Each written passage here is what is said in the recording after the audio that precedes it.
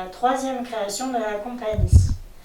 Donc la première création, elle a eu lieu en 2010. C'était En attendant le petit pousset sur un texte de Philippe Dorin. La deuxième création, elle a eu lieu en 2013, donc c'est un peu différent, c'est un cabaret-concert avec marionnettes et harmonica. Et cette création qui est prévue pour novembre 2016, Le sable dans les yeux, et on est parti d'un texte qui est écrit par Bénédicte Kouka et qui a eu le prix Annick Lanzmann 2012. Donc pour ce projet, j'ai fait appel à Odile Bouvet pour la mise en scène, parce que je joue, alors je fabrique les marionnettes, et aussi je travaille en collaboration avec la scénographe Caroline Cordier, et on propose un parti pris artistique, et qu'on propose à Odile de s'emparer pour nous j'homogénéise. J'en profite, on est vraiment là pour parler de vous et vous présenter. Odile, parcours alors, moi, on accompagne la mise en scène aujourd'hui sur ce projet. Mais voilà, c'est ça. Alors, moi au départ j'étais essentiellement comédienne, et puis un jour on m'a proposé de faire un spectacle de marionnettes et ça m'a fascinée.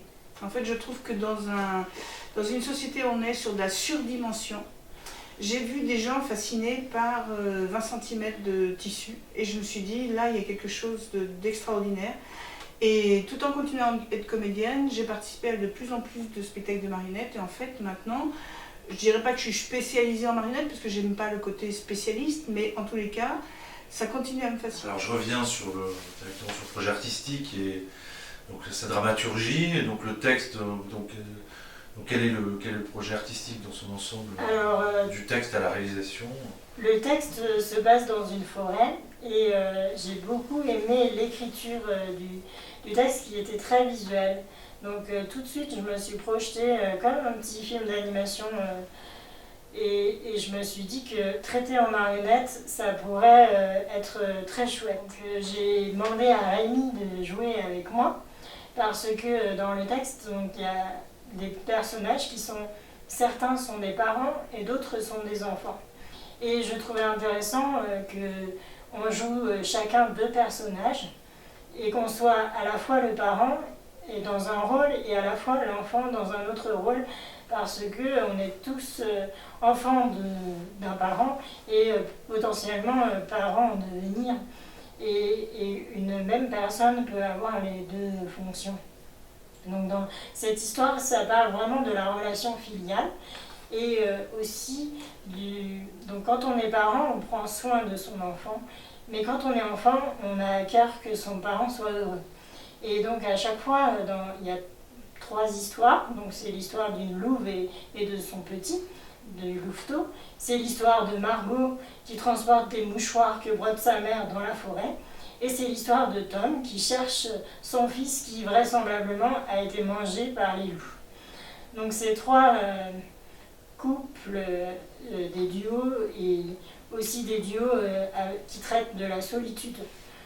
Et j'avais envie que les mêmes comédiens interprètent les différents personnages avec des marionnettes différentes. Donc le choix de l'esthétique des marionnettes, moi j'ai pas l'habitude d'avoir une esthétique assez réaliste. Pour ce spectacle-là, j'ai choisi ça, mais c'est volontaire, parce que j'avais envie d'aller dans l'illusion, même si c'est de la manipulation à vue, et je voulais faire des marionnettes en laine cardée, parce que je voulais un même matériau pour les loups et un même matériau pour les humains. Et la laine, c'est un matériau qui est fibreux, avec des contours flous. Et en lisant le texte, je voyais des apparitions dans la forêt, et donc l'idée du flou, renforcée par la matière textile, qui rappelle aussi les mouchoirs brodés. Donc tout ça... Voilà. Oui, alors avec un personnage central qui est la forêt, parce que d'accord, qui se retrouve beaucoup dans la scénographie que j'ai vu dans le projet de scénographie. Personnage central qui est loin en plus du mythe de, ce que j'aime beaucoup, qui est loin du mythe de Pousset ou de Chapeau Rouge, au contraire, qui est un élément, un vrai personnage pour le coup, qui porte la dramaturgie des personnages, parce que c'est toujours en relation, soit ils s'y protègent, soit ils y sont agressés, mais c'est le centre de vie en fait, quelque part. Donc la forêt, c'est vraiment notre moteur pour la scénographie. Et on a choisi de la styliser, de la rendre plus abstraite pour justement que chacun, grâce aux bribes qu'on va lui donner, puisse s'imaginer sa propre forêt. Parce que mettre une forêt dans un théâtre, ça paraît tout de suite trop petit. Donc on préférait mettre la forêt dans l'imaginaire des spectateurs. Pour ça, on est parti sur les verticalités et les horizontalités avec la scénographe Caroline Cordier, parce que ce qui nous paraissait transcrire la forêt, c'était cette trame, donc horizontalité, ce sont les branches à différents niveaux de hauteur, et la verticalité, c'est l'arbre de ses racines jusqu'à la cime. Et pour ça, on a voulu transposer donc, les horizontalités par des tables de manipulation dans lesquelles évoluent les marionnettes qui sont à différentes hauteurs. Parce qu'en fait, il y a des scènes qui se passent à la cime des arbres et des scènes qui se passent au ras du sol. Spectacle jeune public à partir de quel âge? À partir de 7 ans. À partir de 7 ans. Et donc là, première ligne, c'est aussi donner une suite, enfin d'essayer de donner une suite au projet. Vos besoins en coproduction, en résidence sont là. Vous, évidemment, comme toute compagnie, vous n'allez pas me dire non, mais vous recherchez aussi des espaces de diffusion. Vous en êtes où à peu près dans le calendrier là, de production et quel est l'objectif Donc nous, on a des résidences de travail.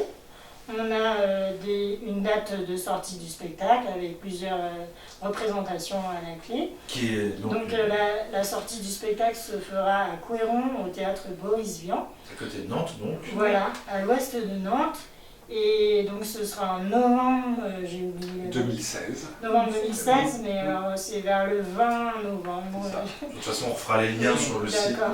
Voilà. Et puis, donc on va jouer aussi au festival Petits et Grands qui a lieu en avril, je crois, 2017. C'est leur biennale en plus, je crois. Oui, voilà. Et puis, donc on a d'autres partenariats qui pour le moment sont des résidences, mais avec sûrement des engagements plus profonds avec un préachat à suivre. Et donc nous, là où on est intéressé, c'est vraiment des coproductions, donc avec préachat, et on recherche aussi une aide à la création de décors. La construction. Voilà, donc on a vu le projet de effectivement scénographie. Et...